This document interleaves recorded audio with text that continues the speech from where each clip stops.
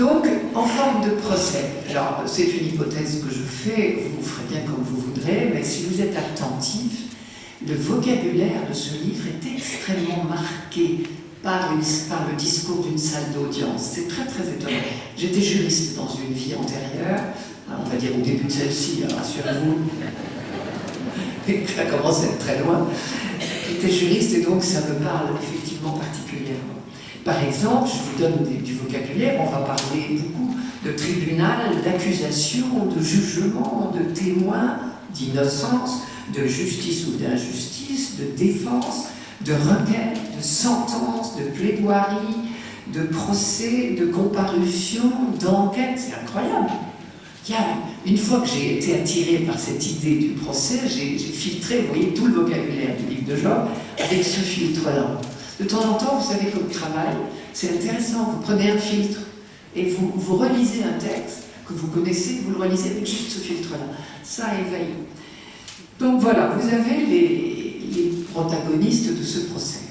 Avec à ceci près que l'accusé, donc c'est Dieu, ça ne fait de doute pour personne. Il n'y a pas de présomption d'innocence, tout le monde sait que c'est lui.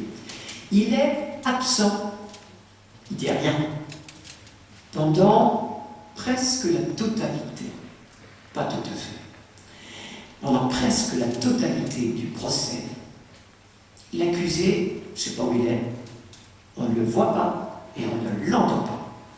Alors je vous donne quelques phrases pour dire que c'est lui l'accusé, que ça ne fait de pli pour personne. Job 5, 18, c'est un des amis de Job qui dit ça, mais Job en dira autant. C'est lui, Dieu, je leur dirai tout à l'heure parce qu'elle est énorme cette phrase, c'est lui qui, en faisant souffrir, répare, lui dont les mains, en brisant, guérissent. Là, je suis dans le discours d'une souffrance qui vous fait du bien. La souffrance qui vous éduque, là, qui vous transforme. Ça ne coûte rien quand on n'est pas dedans. Je prends Job lui-même, qui dit « Dieu m'a livré au caprice d'un gamin. Il m'a jeté en proie à des crapules. J'étais au calme. Il m'a bousculé. Il m'a saisi par la nuque et disloqué. Puis il m'a dressé pour cible. » C'est effrayant, hein? Ça, c'était 16, 11, 12. Ou bien Job 19, 9. « Il m'a dépouillé de ma gloire. Il m'a traité en ennemi. » Ou bien à un moment où il parle directement à Dieu. 30, 21. « Tu t'es changé en bourreau pour moi, et de ta poigne tu me brimes. » C'est une phrase forte. Pour autant, je remarque que Job, tout au long du livre, parle à Dieu ou parle de Dieu. Il ne le quitte pas. Ce qui prouve qu'il est croyant, mais un croyant écartelé, écrabouillé. Ça peut nous arriver. Je vous dis quelques phrases de sa souffrance parce que peut-être que pour les accompagnateurs que vous êtes, elles peuvent dire. Le regret d'être né, on l'a entendu tout à l'heure, je ne le redis pas. Mais la laideur de la maladie, Dieu sait si c'est dur à porter ça.